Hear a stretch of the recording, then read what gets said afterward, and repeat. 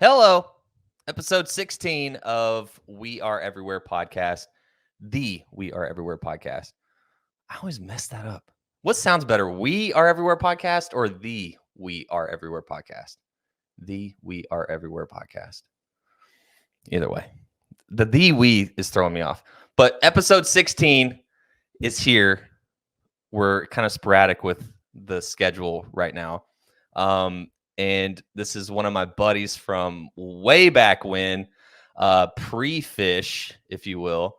And before we get into that, before I introduce him, if you want to be on a future episode, bam, hit me right here. That's the email, sttf.weareverywhere@gmail.com.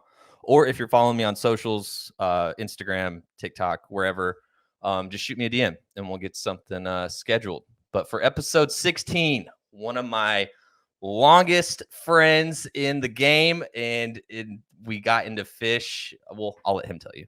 Gunnar Neby, what's happening, man? Yo, what up, Clay Bird? What's up? We were talking before we started recording. In every episode, I've been repping some sort of resonant gear. And so I took a step back and I'm going to let you rep the resonant gear right now because I didn't even notice until one of our buddies was like, dude, you're like, do you have a sponsorship with, with the resonant cultivation right now? I was like, no, it's just like some of my favorite shit that I have and I'm always wearing it. So Yeah. you work for Resonant. Like, do you want to get into that? Like, talk about what you do there? Yeah, so I started working for resident cultivation here it's in Pauls Valley, Oklahoma, where you grew up. Yep. Yeah, basically it's a grow operation, cannabis grow operation. And right now I'm basically like a garden operations manager, aka grower, whatever you want to call it. Weed farmer. It's awesome. Dude, 24/7, 7 days a week. Just, and what a cool job. I never, like, growing up in Pauls Valley or just Oklahoma in general, never in a million years would have thought that there would be a grow operation in my hometown, but not just a grow like within the state of Oklahoma. Resonant is like it's legit. It's like the shit. Mm-hmm. It's like really good. Oh, I'd say it's really good. I've actually never had any Resonant products other than like the gear, and I rep it because like all my friends and homies work there. But I'm assuming it's good. Like it's if anything, it's marketed really well.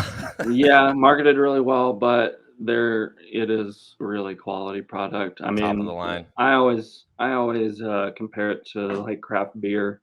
Yeah, we're essentially the craft cannabis, that we're craft cannabis. That's what it is. That's awesome. Yeah, when we came through about a year ago, you gave us like the tour and everything from like the pH of the water to like the bugs and shit like in the soil. Like it's fucking dialed in. So you guys are doing the Lord's work in the Bible Belt there. That's kind of our style of, because there's so many different ways to grow weed. Sure. And that's what we wanted to focus on is growing all of our plants in like living organic soil.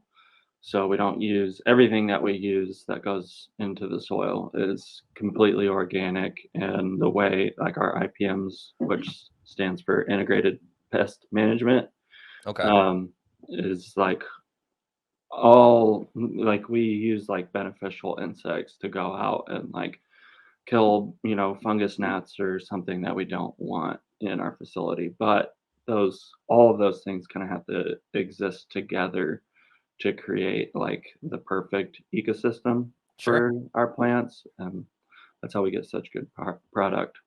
Yeah, no, I would like to try some at some point if we can work that out next time I visit. But if we do, we'll take it slow. It's pretty powerful stuff sometimes. Everybody, like I was telling you, like I just started dating this girl back in January, and so I just give her a bunch of free weed all the time. Sure. And it's interesting to watch. Like she has a big family, and they all they all partake, and it's interesting to watch them like load a bong or whatever with Sure. whatever I gave them, and they're like hitting it like they would like any other kind of mid-level Hmm. cannabis that they usually get, and they just get blasted. They're like, I don't know what is in your shit, but it's like fucking Yeah. me up right now. Is this weed? I've had Hmm. experiences like that before to where like you get a hold of some like really good or like really strong stuff, and it's almost like or I I'm gonna anyway go start like, crawl in a corner. yeah, like start questioning myself. I'm like, was Yeah. there anything in that? Hmm. This is It gets next level. intense. Start freaking out. But we've all been there. I mean, if you're if you partake in that, like you've been there before. And if you Yeah. haven't, then you're not doing it right. We're But old enough now. We've experienced it. We know how it feels, so I can yeah, kind of manage it a little better if it gets exactly. too intense. Yeah.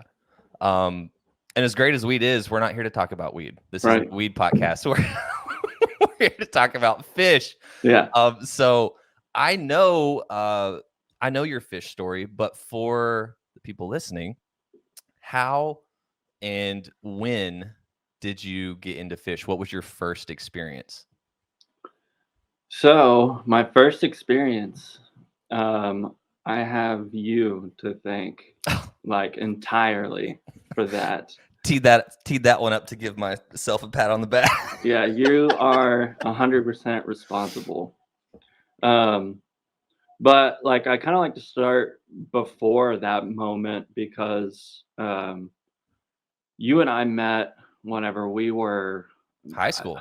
yeah, we were in high school. I was living in Dallas at the time, Hmm. and I have a cousin who's the same age as us, same grade, and I used to come up um, over the summer to go to Falls Creek Church Camp with you guys, That's where it and started. that's pretty much where I first met you or Hmm. started spending a lot of time with you. And when we started getting to know each other, we both realized like, oh, we're both into the same kind of music, like classic rock, Led Led Zeppelin. Zeppelin. Yeah.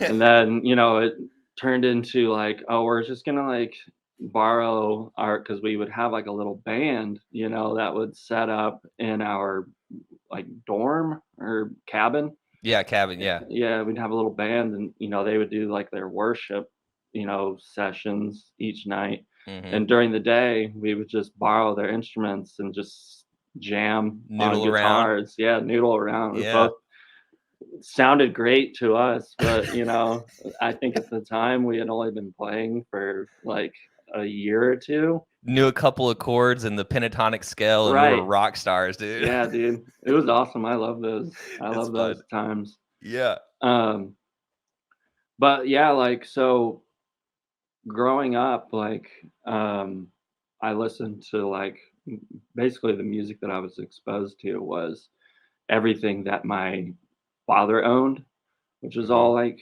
basically classic rock and like singer songwriter stuff. But I always leaned towards. I always knew that I liked um, like rock songs that kind of like jammed a little bit. Like a song that um, I think of is like James Gang, The Bomber. Do you know that I song? do. Yep. Yeah, they do like they have like the structure of the song, and then towards the end, they kind of do like I don't know, it feels like maybe like a 5 minute little jam. Something like that. Yeah. Hmm. It's kind of spacey, and I always loved that. And Hmm.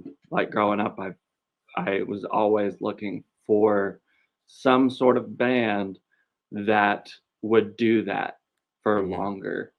Yeah. And because I love that part, just kind of like spacing out and just listening to like the guitar parts and just those guys jamming.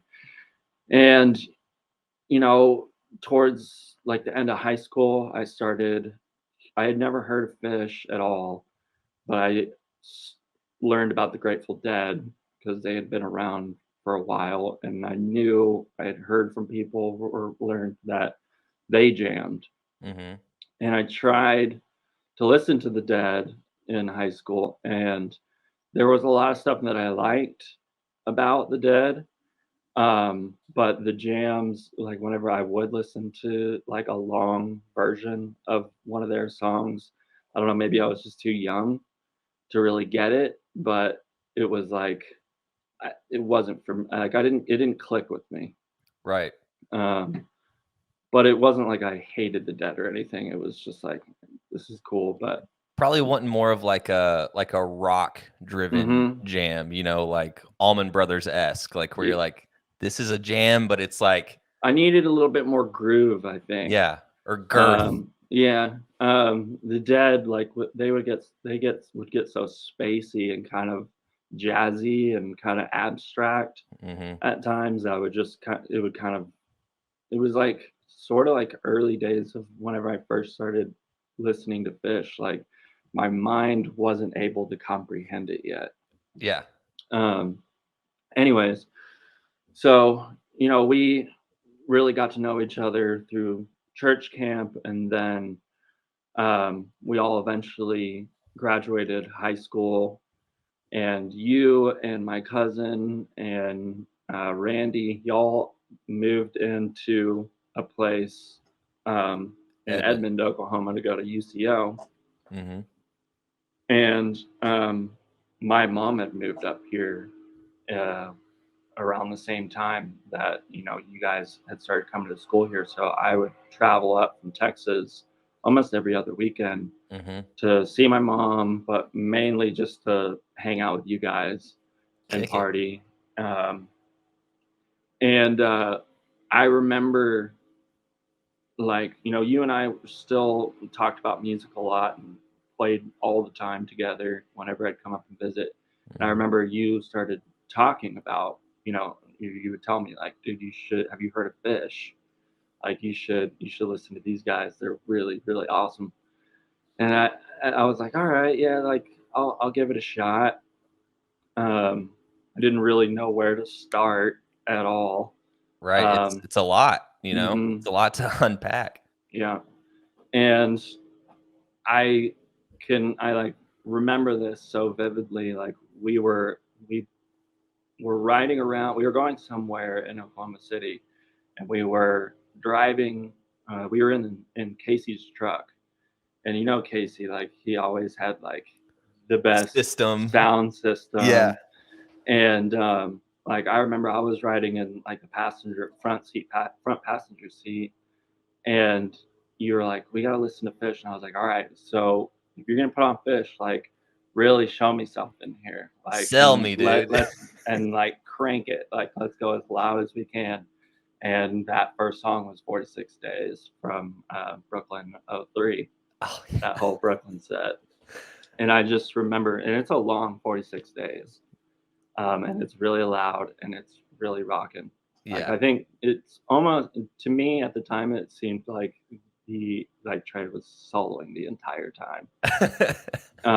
But I thought it was had such a like big sound to it, and I wouldn't say that I just like it clicked immediately. I knew I liked elements of it, but that was just like my first experience. I think that was all we listened to was just that 46 days, and then we like switched over to something else. Yeah, that would make sense because, like you mentioned your cousin, like Casey, um, obviously not into fish, so getting the opportunity to be able to be like, "Hey, let me play one song, like, in the truck," like, Hmm. while we're driving around, I was like, "Man, I gotta make this count." I don't remember that specific, like, picking, like, that 46 days specifically, but after hearing you say that at that time and Jackson and I talked about this on the last episode, that live in Brooklyn '03 or '04 or whatever it was, that was like what I was listening to like the most. Like that Yeah, was my first real like live Fish experience to where I was like, it was clicking with me. I was like, dude, there's something happening here. yeah, And so I can see that being like the one that I went to. I'm surprised I didn't play the free because that's the one that like that first like breakdown in free, like with Mike, yeah. that's like really what like got me. And I was like, oh shit, like That this is, one would have probably gotten me pretty good.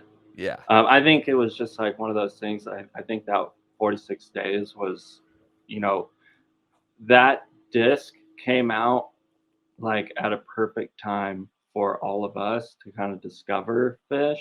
Mm-hmm. Like everybody had Brooklyn '03 Yeah. at just the CD case, and I think that 46 Days is like the first track on like the second disc or something like that. So it's just like, Yeah. let's pop this in, and this is what it is. 46 Yeah. Days right off the bat.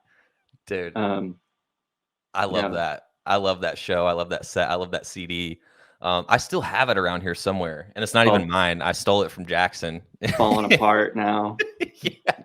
I'll have to find it and dig it out because that really is the one like that got not just me and you, but like it got Jackson too, and you nailed it like with the time frame with just when we were born to like where Hmm. Phish was in their career. That was And the one that hooked us all. yeah, So and yeah, I after, guess we graduated high school in '09, so mhm, um, that was whenever they were getting back together. yeah, Um, but it took me. I remember you guys went to Miami yep, to see Phish for New Year's, and at the time, I still like wasn't it. I wasn't really that into it wasn't yet. there yet. Hmm. Um, and I always used to be like, I can't believe these guys are like driving all like 5 people in a car, driving to my 18 hours and back, to Miami and like spending all this money to go Hmm. see this band. I was just one of those people at the time. Just like, I Yeah, can't believe they're doing this. Like, I'm just gonna wait and I'll see them whenever they like come to Dallas or something like that. Like, yeah, I'll just wait until I get a closer opportunity. hmm, Um, but like, so basically in the period of like '09 up to like 2011, I would just download random shows off of the internet. Um, like Pirate Bay or yeah, something. LimeWire or Yeah, I wherever. think I would Yeah, go on Pirate Bay and it would just be like, here's a ton of shows, ton of Phish shows. And I would download them in my college dorm. And it would take like 3 days for the whole thing to download. yeah, And yeah, I didn't know like what was like a good show. I didn't know what were good jams to listen to. I didn't have any sort of direction at all. So I would just basically like just put on a show. And I think at the time on Pirate Bay there was someone had put up like all of '03 mm, summer tour or something like that. And so there's a lot of good stuff in '03, and then there's also a lot of trash too. I think sure. people would agree. It was a Um, hit and miss with Trey at that point. You know, he was in his on the yeah, start of his spiral. You know, so he would have good days and bad days. yeah. I think like a show that I would put on a lot was the show that they had BB King sit in on, I'm not and familiar with this. you're not. It's No, like Continental Arena or something. I don't remember the date, but it's either in the first. I think it's in the first set. Um, they you have just brought BB him King out. come out and they play like 3 BB King songs, Okay. and one of them, I haven't listened to the show forever, but one of them is like it has to be like 20 minutes of just like the slowest blues jam of like BB King and Trey like trading licks, and it's just like blues licks. And you know that at that point, like BB King had to be like, "Is this song gonna fucking end?" Like, Oh, I think BB King was like loving it, dude. you They think were so? just going back and forth. And at the time I was like, oh, this is kind of cool because I was still like into, like I said, classic rock stuff Hmm. and blues and um but it started to get a little bit boring. Um There's only so many blues licks you can trade off, you know. right. Um and so yeah, I was just kind of wandering aimlessly through Phish shows, and most of the time I was just like I would turn it off after like a couple songs. Yeah. Um and then 2011 rolled around, and Jackson and Matt Fox, y'all were like, you have to come with us to this. We're going to go on a 3-night run. First show starts in Detroit, and then I think the next one was Cuyahoga Falls. Cuyahoga, yep. And then And the third one, I What don't was- remember what it was. I think it was Alpine. I don't think so. No? No, I don't think it definitely wasn't Alpine because I didn't go to my first Alpine show until 2012. It was a little 3-day run. It was Michigan, Cuyahoga Falls, and then what was that other one? Cincinnati? Was it Cincinnati? Possibly. I don't think I've seen a show in Cincinnati. But either way, Yeah, you looking either it up? way. Yeah, I am. Is that pull it up, cool? Jamie. I need a Jamie Well, for this. I want to pull up basically my first show. Your first show was a monster, dude. Yeah. Do you remember the date? It was like It was 6/11. Yeah, 6/11/11. It was Mike's birthday show. Mm-hmm. Clarkston, Michigan. And it's so crazy, dude, because like me living in Michigan now, I think I've talked about this on the podcast before, but it's like that venue, like I remember obviously being there like with you guys, and then like now it's like an hour down the road, and it's so bizarre. I saw Dead and Company. Have there they updated last that summer. place recently? Is it nicer now? That's a good question because I don't like, even whenever this last summer, whenever I went and saw Dead and Company there, it looked different from how I remember it whenever we were there. So I don't know if they've updated it, but because I was like going back there thinking like, oh my God, this is going to bring back so many memories, but when I walked in, I was like, I don't really remember this. Like it doesn't look the same. So they could have updated it. Jackson and I went back in 2012, I believe it was, and it was exactly the same. But that was only a year's difference. Sure. Yeah. So you guys asked me or told me that I needed to come drive all the way to Detroit to see Phish with you guys, and I was really on the fence. I was like, I don't know. Like it's so far, and like like you've talked about with other guys on other people on this podcast, like we didn't have any money either. Broke. And it was at the time it was like, oh, like some of us don't even have tickets, and we're gonna go and we're just gonna find tickets on the parking lot. I was like, sounds sketchy. I was like, okay, like I'll tell you what, like I'll go, but I think I told you guys, I was like, I think I'm just gonna go to the first night, and then like the next 2 nights, like I'll just hang out, like, and party in the parking lot or whatever, and you guys go do your thing. Like, what was I thinking? Like, just going to one and driving all that way.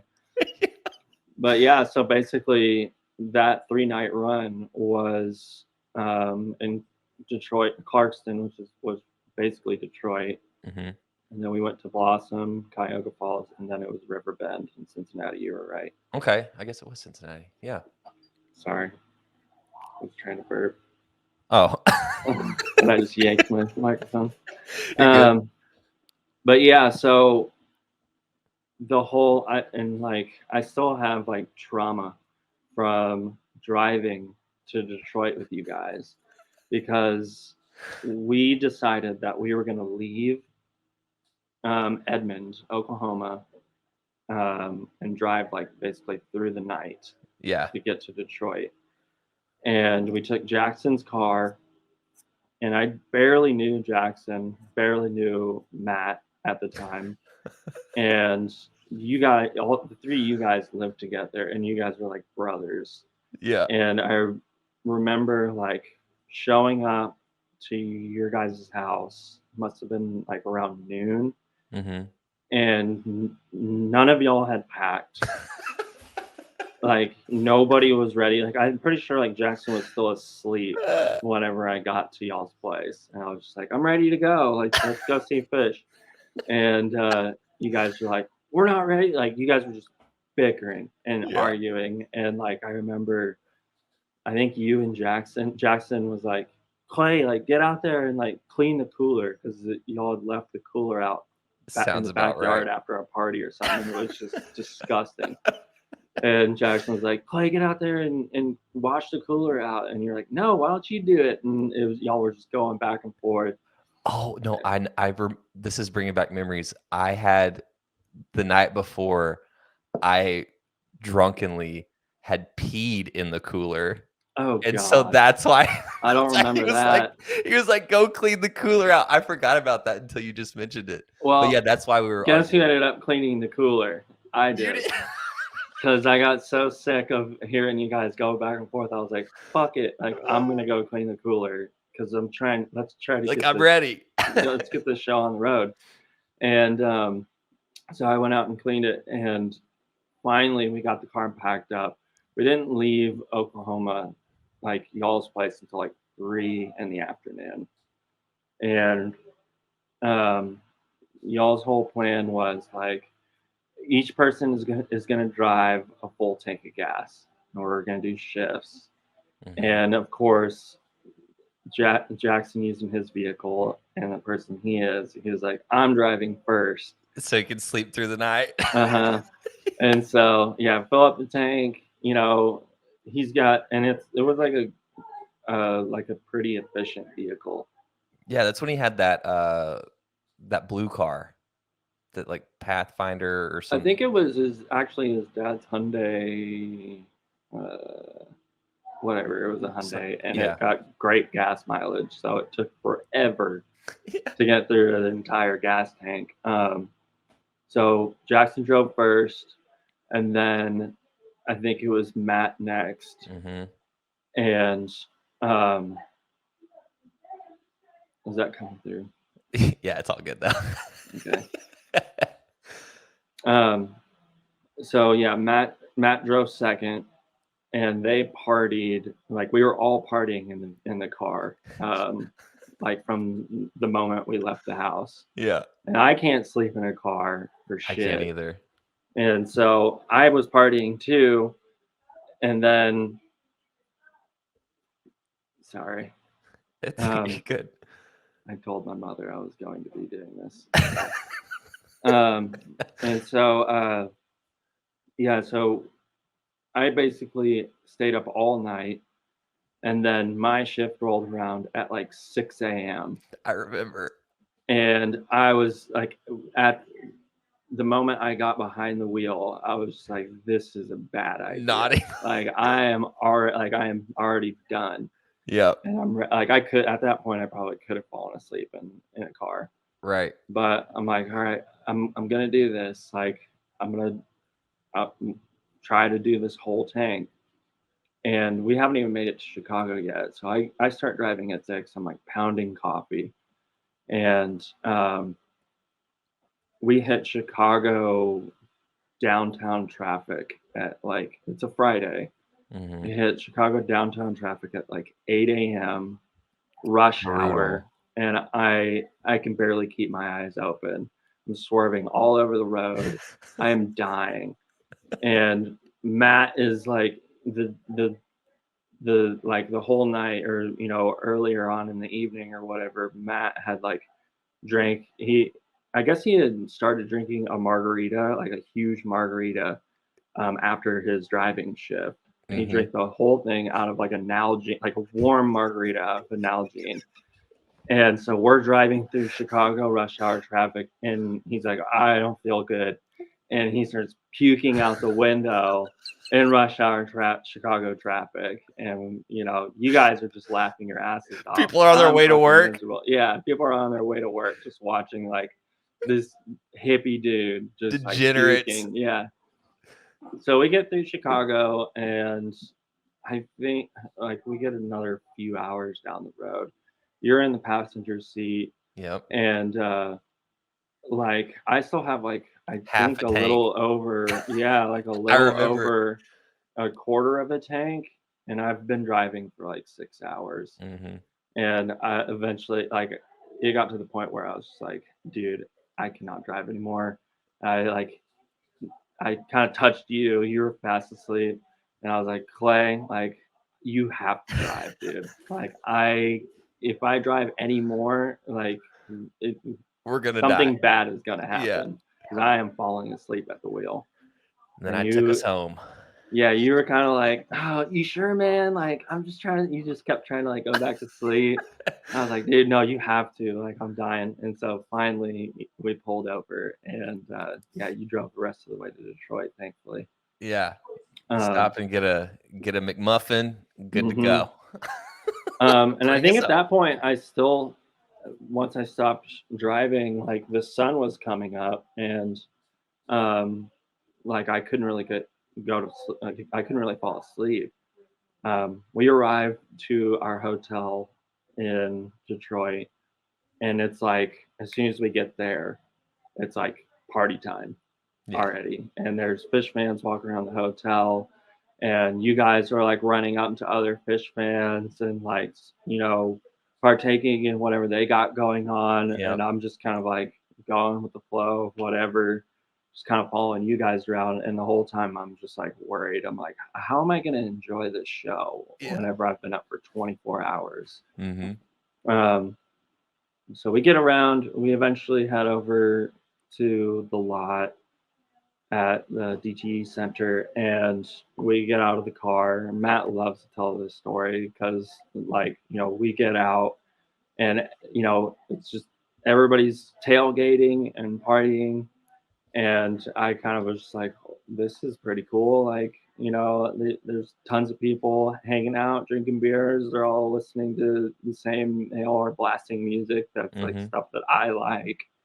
Um, and so, yeah, we kind of hung out in the parking lot, and then I think we were late, a little bit late getting in. They had started Wolfman's was the opener, and we like sprinted up and found our spot on the lawn and like listened to Wolfman's and hung out like for the first set on the lawn.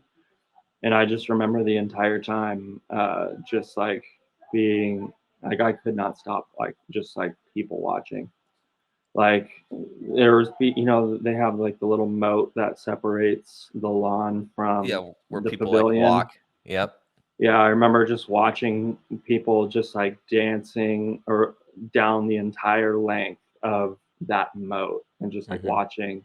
And then I find some other like weird looking dude just like doing his thing, and I just be locked in. Like I wasn't even watching the band or really even listening to music. People I was watch. just people watching and just like It's a freaked great place out. to people watch, dude. Uh-huh.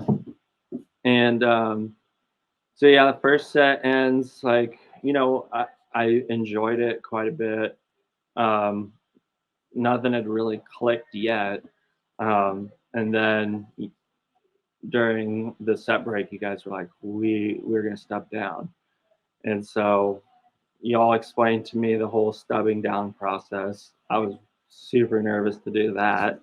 We're gonna And get thrown of out. course it was just like the shoddiest little like it was clunky, like the way that we did it. Like I think we ended up like someone got down into the pav and into the pavilion, and then kind of like walked down that the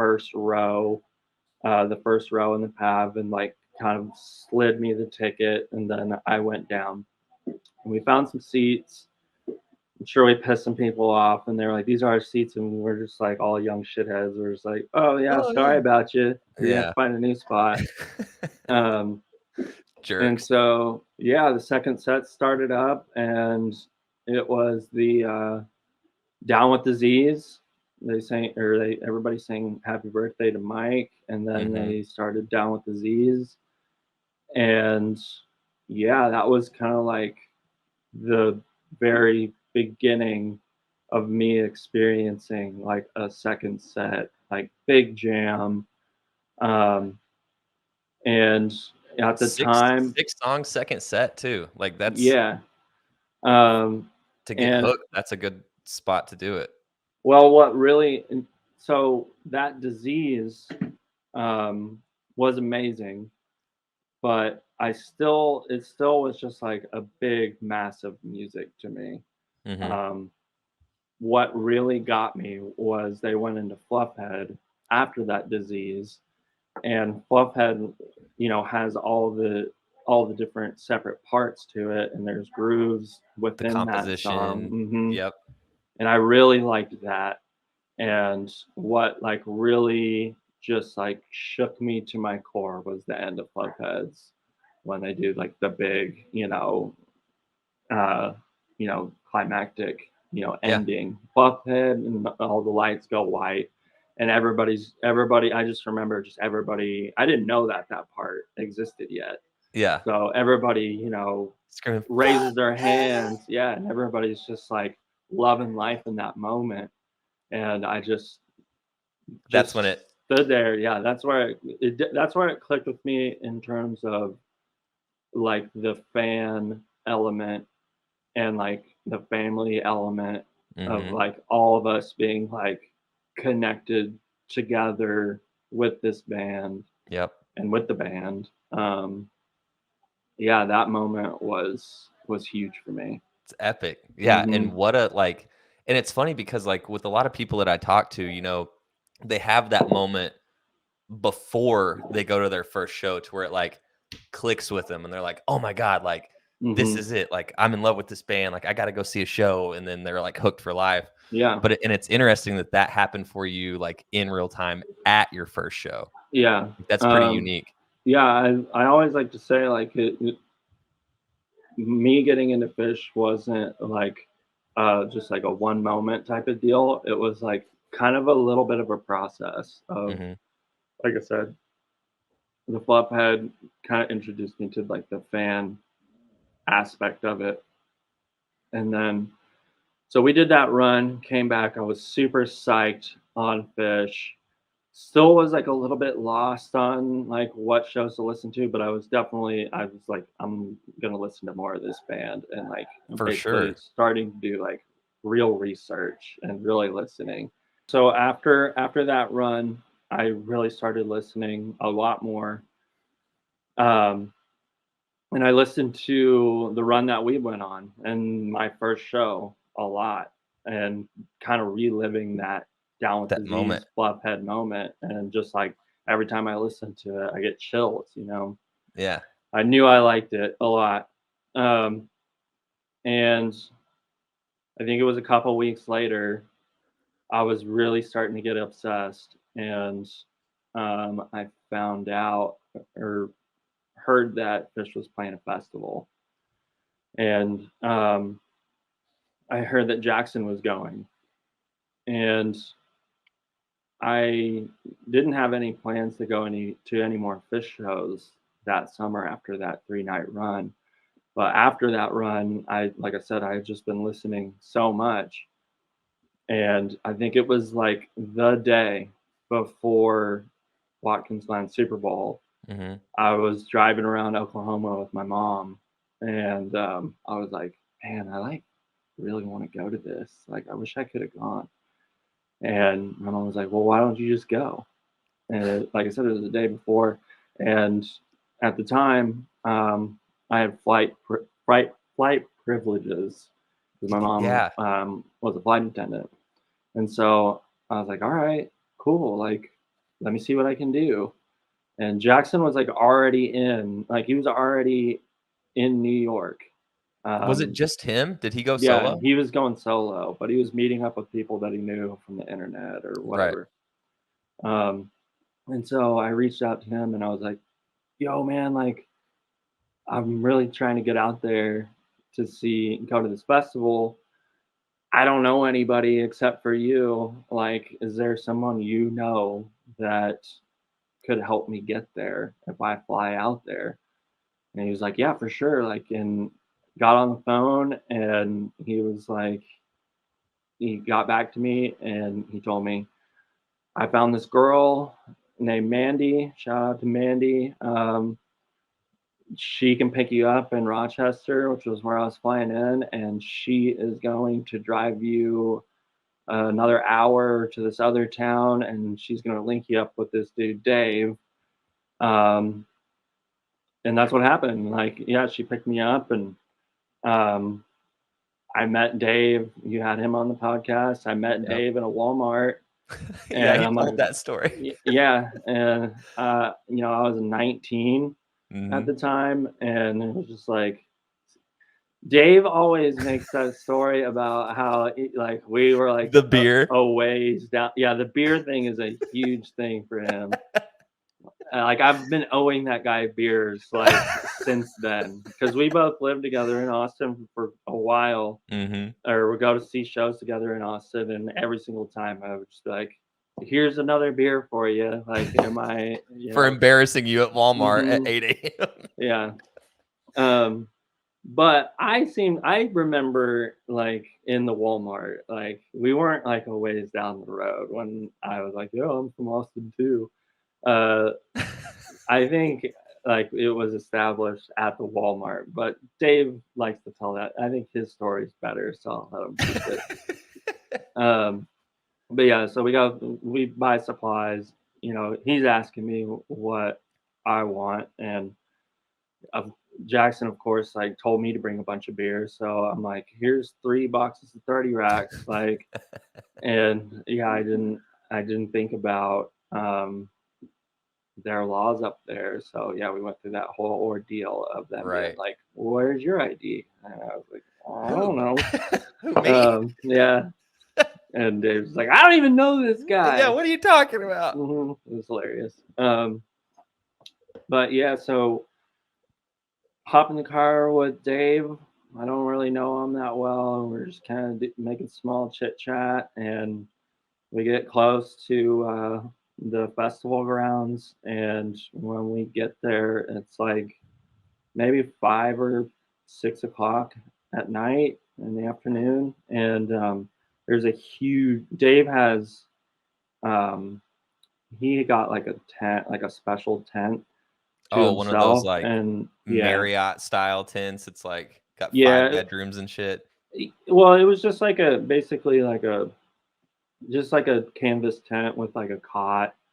It was just like a little bit nicer accommodations, but his camping spot was at a different entrance. It was like on the opposite side. Oh. And I was trying to get to like just the general camping. And there was a huge, like probably like a 2-mile long, which is nothing compared to some of the traffic jams back in the day. Sure, like Coventry. But yeah, so we like drive up and we're hit like the end of the very beginning of the traffic jam to get to general admission. It's just a 1-lane road essentially. And Dave's like, "I don't know you, and I'm not taking you all the way down this huge traffic jam to get to general camping. So you're getting out here." And at least he was like, being honest. Yeah, I was like, "Fair enough, dude. Like, thank you so much for the ride in here." Like, you know, so I like get out of his car and I have like a backpack, another bag, a bunch of beer, like food and water. I have so much stuff. And starting the trek. And the road to get into Watkins Glen General Camping, you have to go up this massive, very steep hill, and it's really long. It's like a mile long. So I'm just like, I'm really nervous. You know, I'm by myself at this point. It's starting to get dark, and I'm just walking along this road, and then, you know, eventually some guy driving a truck, like this beat up truck, he's like, "Do you want to hop in?" Like, "Yeah, sure, that'd be great." So I throw all my stuff in the back of his truck and hop in his truck. And this is a fan or like a security person?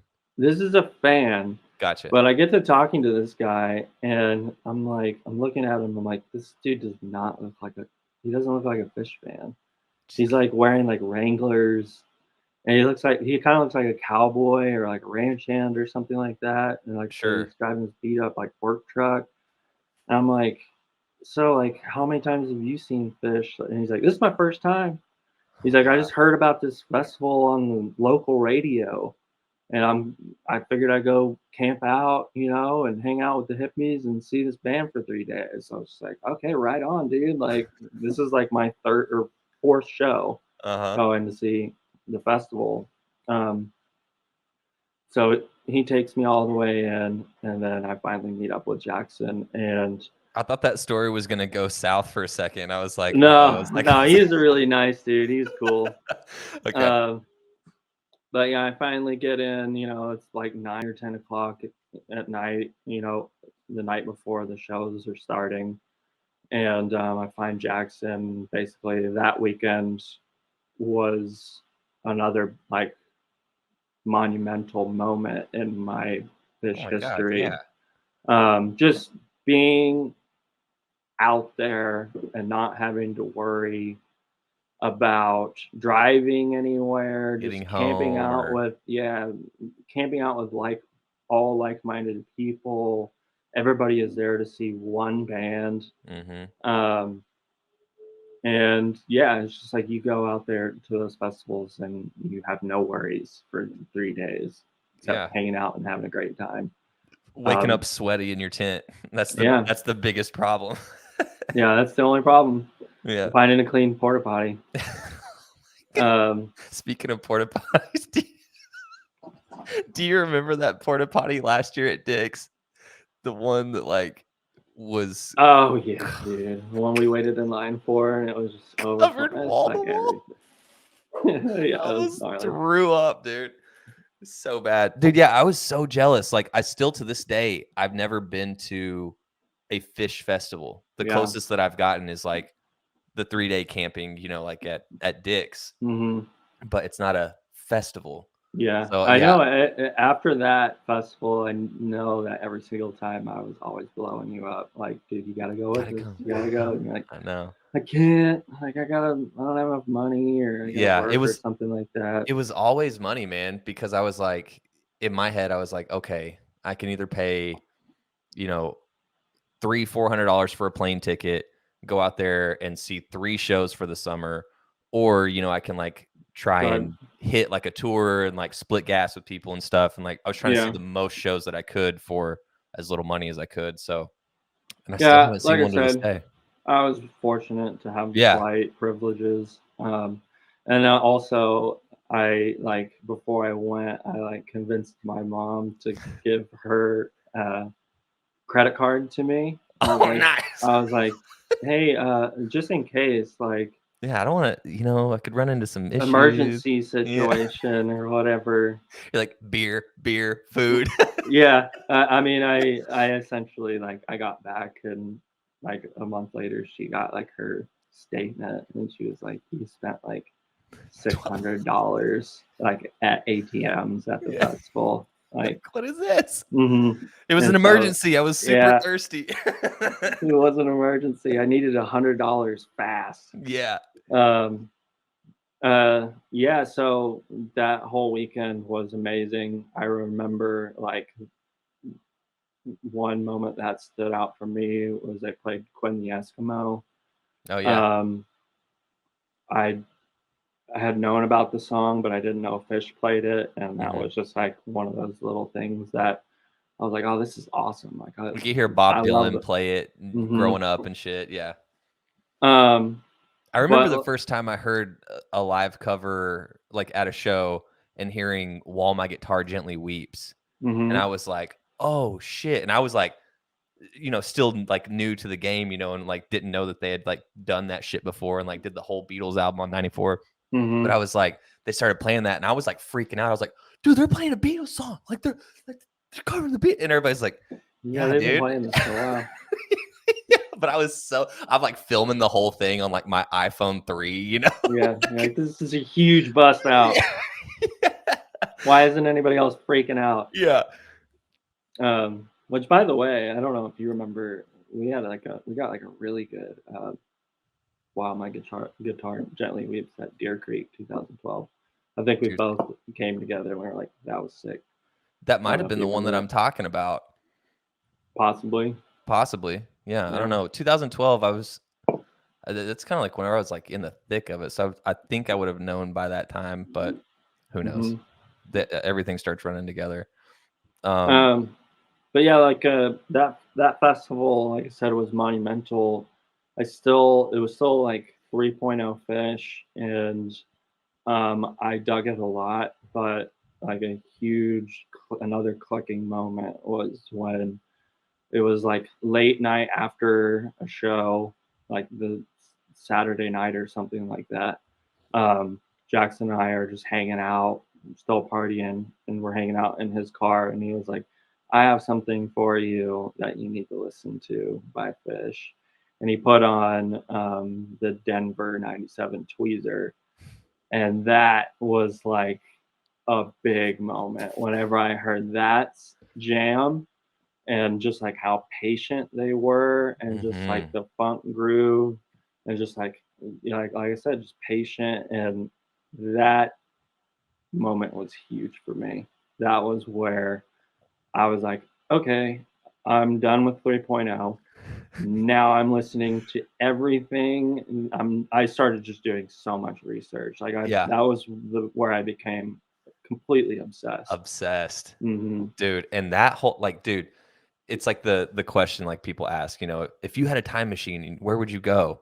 Like my answer is always Denver, Colorado, 1997. Hmm. What is it, November 17th? Like, dude, that Yeah, second's like the tweezer, the the ghost. disease, the ghost. Like that's you I can mean, make the a ghost strong, itself is something yeah, just otherworldly. yeah. And it's like that show, I have like every fucking note memorized. I've Hmm. listened to that probably more than I've listened to anything other than Hmm. the live in Brooklyn from '03. Yeah, But it's one of those ones to where it's just like you can't. I mean, you can, but it's like almost like you can't find a better representation of like, it's a great show. And but it's still like you asked the question, like what or what show or what song you would show somebody. Like yeah, I became obsessed with that show after Jackson showed it to me. And whenever I got back to Austin, um, I like met up with my buddies from there who weren't really into Phish, or they made fun of Phish or like thought it Adam. was, yeah, Adam and some other friends of mine that Hmm. were, they were into cool music, but yeah, like I got back and I was like, y'all need to listen to this. Like, and I put on the tweezer and like I got nothing Yeah. from them. Like they're just like, You're like, what okay, the like can we hell? put something else on? Like this is so long. This elevator music or whatever. Right. Yeah, so basically like after that summer, I didn't listen to anything else except for Phish. Yeah. Nothing. And I just poured through shows. Doing. Every archival release, Yep. anything that I could get my hands on, I listened to, and that was all I listened to at the time. I had just gotten I was driving a Volvo, and I remember that fall it though. didn't had a broken auxiliary cord, and so like I just had like 3 or 4 spools just full of Fish, live Yeah. Fish. Disc Um, one, disc two, disc right. three, and some filler. Yeah, I'd Dude, write so the songs on them and everything. I want to ask you this. Like after like hearing, the progression of like your first show and then like getting hooked and then like diving in like with that like 97 Denver Tweezer, like from that moment until like right now, you've had plenty of time to discover, different eras and different years of Phish. To this date, do you have a favorite year of Phish? Um, I know it's I hard it is difficult, man. because they're all so different, especially like in the 1.0 era. It's like every year gave you some different flavor. Yeah, I, I really like all the major years a lot. But in terms of just like overall musicality and just energy, I gotta go with fall 94, 94. Um, at that time, it just seemed like they were all on fire, and every song just like slams into the next one, and it's just like it's So much energy. from start to finish, first set and second set. It's just like off the walls, crazy, out there, fast paced rock music. Yeah. And And you mentioned I love earlier, Fall like 94. us jamming, like in high school and stuff, like with us both being guitar players, like that fall 94 or just anything in 94, really, like with Trey's playing, Hmm. like it's being not even being a musician, but like knowing like what it takes to like pull off some of the licks and like at the clip that they were like playing, Hmm. it's fucking fascinating. It's like, oh Yeah. my God, how can you Yeah. not like this? I mean, go back and listen to an Uncle Ben now, and go back and listen to one that they fucking burned through in Yeah, '94. like 160 BPM, just like Mm-hmm. It's amazing. it's crazy, dude. So we've talked about, how much we love Phish, but this is a question that I always like to ask and flip it on its head. What is a Phish song that you would be okay with never hearing again? I think I have a pretty good one. It's kind of controversial. Okay. One that I just can't stand, and it's an older song that All a right. lot of people love. I can't stand Esther. Yeah, dude, I'm we're both gonna be nailed to the cross after this one, but I'm with you, man. Like, Yeah, I, it's like, and it's funny because every time I listen to like a live show and Esther, they start up Esther, like skip, I always hear like the crowd just like going nuts, erupt. and Yeah, I'm just like, skip. Like I yeah. can't. I don't like this. I don't like it. I don't It's either, man. I'm with you, I and yeah, get how it's like kind of weird. It's kind of got like a weird carnival sounding vibe to it, and I don't like the lyrics. I don't like the song. it makes me feel uneasy. Yeah, it's a It's little unsettling. yeah, I guess it's maybe that's why people are drawn. Some people are drawn to it, but it's not for me. yeah. No, me either. It's one of those to where it almost feels like it's weird just for the sake of being weird. Not Hmm. just because like, oh yeah, no, like we're weird and this just happened organically and it's like fun and we're owning it. It's like it almost seems like it was made weird to be weird, I if think that makes so. any sense. But yeah, There's no, no jam to it or anything. It's just yeah. And they just played five, it. 6 minutes of They played it weirdness. this MSG run, right? They did. Think so. I think Yeah, it they did. did. I skipped it. Skip. So we've talked about some memories from tour that we've both been on, like your first show and then like hitting Super Bowl.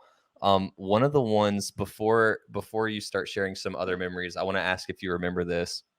We talked about like being in Oklahoma in our early years, and this was a point to where you were already in on Phish. I can't remember if this was like before or after your first show, but we were cruising around in your Volvo in Pauls Valley. And we were listening to Phish, and we were listening. A possum came on, and so we're like, we had just like have it cranked. It's like summer, the windows are down, and we're just like Hmm. cruising through like the back roads listening to Possum Hauling and ass through the back hauling roads. ass.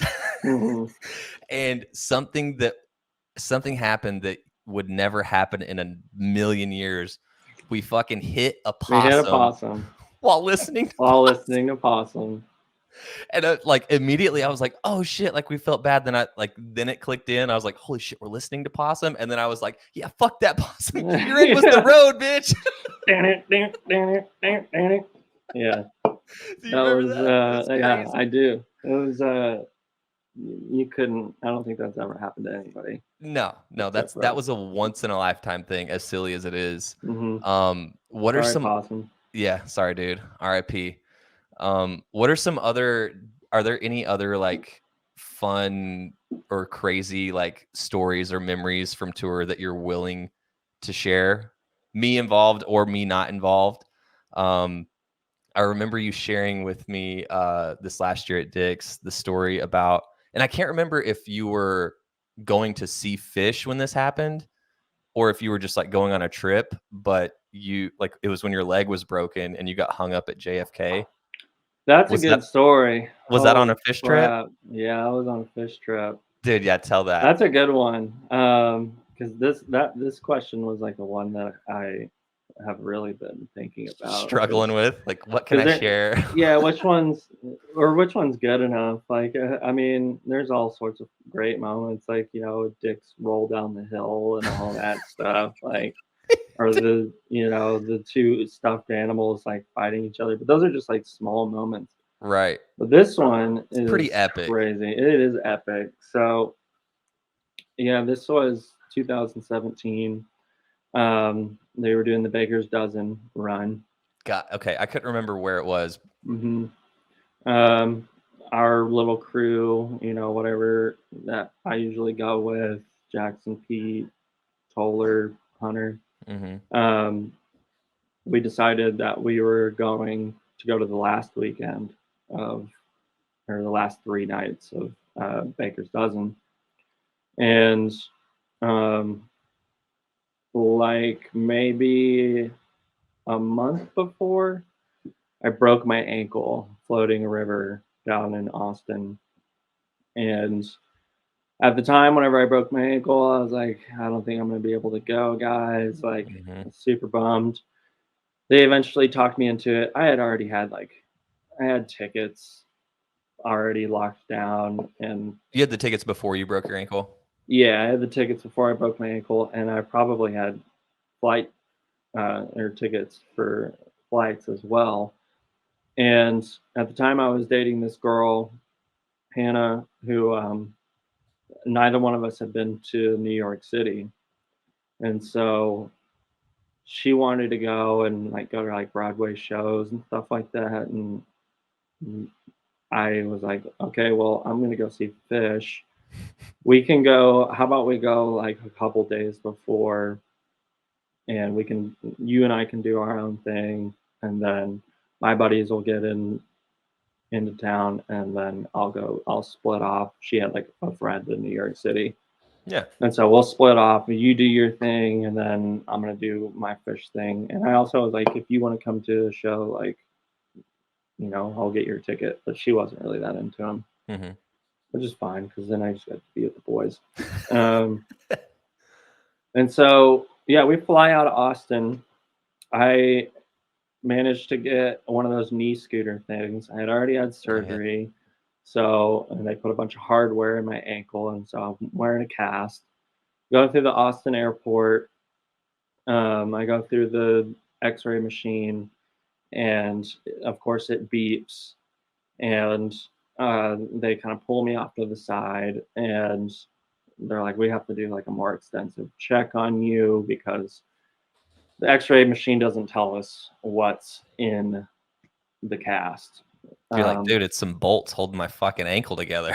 It's some hardware. And so the people in Austin are really nice. Like they did they have like these swab test kits that test for any sort of like bomb residue or whatever. And the whole process takes maybe 15 minutes. And then finally they're like, all right, you're good to go. And so we fly out from New York City. Like I said, it was my first time in New York City. So it was really nerve-wracking getting around on a scooter.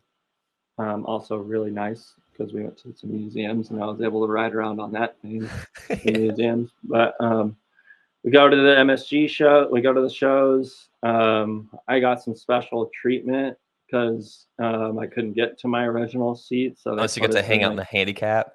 Yeah, they like the last 2 nights they put us up. We actually Jackson and I forged these handicap passes to get into the Madison Club or something, which was like right behind the stage, and it was like a private area. They had like their own, like it was like a nicer bar. It was all How did you carpeted. forge it? Did you like see one previously and just like copy it, or what? So I think it was the first night they like put us. My tickets were good for the whole run, and the first night they gave me like this little sheet of paper to get into a handicap section, and they put me like in the 400s. Like we were at the very top, and sound sucked. I didn't like it up there. So the next we ended up moving and finding, just like squeezing in somewhere else that first night. And then the second night they put me up, and I kind of told them like, I have better tickets than the ones that you're relocating me to. So please like put me somewhere better or equally good. And so they like that first night, you had to go to like a handicap tent every night. Oh, to get the pass. And so, yeah, that second night they put us up in the Madison Club, and I was only able to bring one person. So I brought Jackson with me. And after that night, we like looked at it was just like a sheet of paper. After that night, we looked at it, and we were like, we could just like change the numbers on this. And so we did. And yeah, we like went back to the Madison Club the third night, handed them the same pass that we had used the night before. They let us right in. Nice. And yeah, it was a great time. We got at Isabella. I think that third night, Jackson and I spilled beer all over everybody in that section. Out of excitement. Yeah, I was like, I was like falling off of my knee scooter. It was a blast. So yeah, we go through that whole run. It's whatever Monday or something like that. It's time to fly out. Hannah and I have flights out at like 3 o'clock in the afternoon or something. We get to JFK, go through security, and do the whole process. I'm assuming it's going to be just like in Austin, where they're going to pull me aside. But I go through the X-ray machine, and the TSA agent pulls me aside, and he's like, "I don't know if we're going to be able to let you fly today." And I'm like, "Excuse me?" He's like, "There's just no way that we can really know for sure that you don't have something like dangerous strapped inside of your cast." And I'm just like blown away. I'm like, "This is JFK Airport." Yeah. Like You're telling me and nobody's it's ever flown out of here with a fucking broken ankle? yeah, I'm like, it's 2017. You have thousands of people come through here every day. Like, and this is just a simple leg cast. Like, Yeah. what do you mean? And so TSA, like this guy, it was just one dude basically who was in charge. He's just like, I don't think we're gonna be able to make it happen for you today. And then so they're trying to decide what to do. They bring over the airport, JFK Airport has like separate organizations, like Border Patrol or whatever. Sure. They send some guys show up with like AK-47s, like they're all like decked out, and they've got bomb dogs with them. Had And I'm sit AK-47s in the airport? yeah, yeah. Jesus. Well, New York City Sure. airport. And so yeah, they do the swabbing and everything, and like the whole process lasted like almost 2 to 3 hours of me just sitting there me and my girlfriend just sitting there at airport security, and we've already missed our flight. And then eventually they were like, "Yeah, there's no way we can know for sure. Dude, So take it we're just not off. gonna." Yeah, yeah. I was like, we were trying to figure out. We like pulled up X-ray photos, whatever. We get our money refunded for the plane tickets, which was like it was just for our return flight, so it wasn't that much money. So my girlfriend and I are scrambling to figure out what to do. We try to go possibly rent a car. It was going to cost like an insane amount of money, and Thousands. yeah, and we were like considering taking the train, but that was expensive. So we ended up having to get Greyhound tickets, and those were expensive too because it was like the night before. Like I mean, they weren't expensive compared to flight tickets, but it was like they were like $200 a pop. For a fucking great. For a Greyhound from New York City all the way back to Oklahoma. Christ. And like the duration that it said on the ticket was like 3 days. Yeah. And we had to scramble. And luckily, Hunter hadn't left yet. His sister lived in New York. And so we made our way over to her like 10-story walk-up apartment, like a lot of old apartments, and No elevator. no elevator. So I had to like hop up like 10 stories, like steep. Girlfriend carried the bags. We leave on the Greyhound. We have to leave on the Greyhound at like 4 o'clock in the morning the next day. Greyhound, yeah, it was awful. The Greyhound makes like stops like every hour to pick up more people or people to get off. And the Greyhound stations all across the United States probably are just in the worst areas of any city.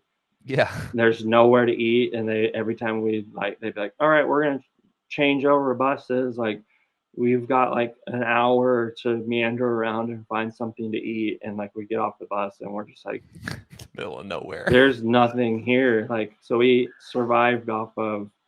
I survived off of just like, snack machine food and candy, and luckily I had a big old bottle of pain meds from my surgery. So I just like, yeah, just knocked myself out for that entire trip.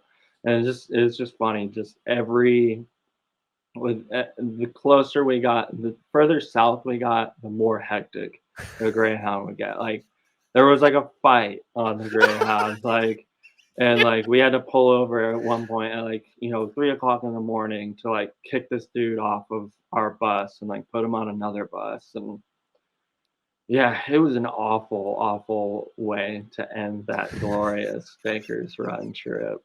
Dude. And I like went online and like I was gonna try to figure out how to like get some sort of compensation, and I talked to a couple lawyers and people, and they're like, From like the airline. yeah, they were like, that's just, you're not gonna win anything. It's just that's their policy, and like you're just gonna waste money trying to fight the air TSA or whatever. Right. Dude, I'd have been roll doing with the it. same thing, because like you go from getting on a plane and being home in 3 hours to Yeah, fucking on a Greyhound. Spend half And a they're week. not nice, Yeah. They've got, whatever it says they've got Wi-Fi. They're all broken. Yeah, it doesn't You can fucking charge work. your phone or whatever. All those are broken. So your phone's dead, and you're just like, Smells like shit. smells like piss. Yeah, it was God. awful. It was completely awful. I hope I never have to experience something like that again. At least you My got to poor see Phish. girlfriend, dude. She had to like take care of my bags and like carry Yeah. my knee scooter around like while I'm humping around like up and down stairs to get into the bus. And Like you pull into OKC and she's like, "We're done." pretty much that's pretty much what happened, because I had my surgery, and I decided I was just gonna spend the next, whatever 3 months or whatever it was for that I had to wear a cast and couldn't walk. Like I just decided to hang out at my mom's up here in Oklahoma, and that's when I decided I was gonna go ahead and just live here. And yeah, we had a conversation like a week after that trip, and I was like, yeah, I'm not coming back to Austin, so it's pretty much done. I'm not gonna do a long distance thing. Yeah. Thanks for carrying my knee scooter though. Yeah, thank you. Hope you had a fun trip. We'll always have New York. Mm-hmm. Dude, that's fucking brutal. Oh man. Yeah. Dude, Gunnar, thanks for taking the time and hopping on the podcast and doing an episode. It's always fun to talk about Phish and relive some of the memories and stuff. Did you lock down any tickets for this summer, or did you get shut out? I didn't lock down anything. Damn. Yeah. I did put in for the lottery. I didn't win anything. And I was like swamped. I had my head in some plants working. Right. Whenever the on sale happened, and I tried to get one of you guys to get me some 3-day pass or whatever, but everybody got shut out there as well. Yeah, I think So I'm I the don't know what only I'm gonna one do. that scored. I might go Sunday night. Reed was talking about he has an extra ticket, and he was talking about going up there. Oh, he scored some? Yeah, he just a Sunday night. Cool. He was talking about us possibly going. You guys just gonna drive it? He mentioned flying, which I looked at flight tickets the other day, and I didn't think about all the gas prices and everything. They're insane right now. Yeah, it's fucking crazy. It's like $4 a gallon. It's at some pots, some places it's like $6. What's gas there? It's about 4. 4, yeah, Mhm. same here. Well, yeah, man, I appreciate you having me on. I hope to. I feel like we didn't get to touch on everything. I kind of rambled a lot, but it'd be great. No, it's perfect. That's what this podcast is for, man. Yeah, it was fun. But yeah, it was fun. And hopefully we can figure something out for Dick's, get you some tickets. If you're listening to this, I need tickets. He needs tickets. He's got his virtual finger in the air. I'm a So true fan. I've been going since 2011. Haven't missed a Dick since. let's go. Let's get Gunnar to Dick's. It's hashtag get Gunnar to Dick's. We'll start a GoFundMe. GoFundMe. I've thought about doing that in the past, and I was like, nobody's gonna donate. Nobody to this. cares. Yeah, nobody cares. All right, buddy. Thank you. This was a great episode, and I'm gonna see you. I'm I'll putting see it you in the universe. soon. I'll see you soon. I'll see you at All right. Dick's.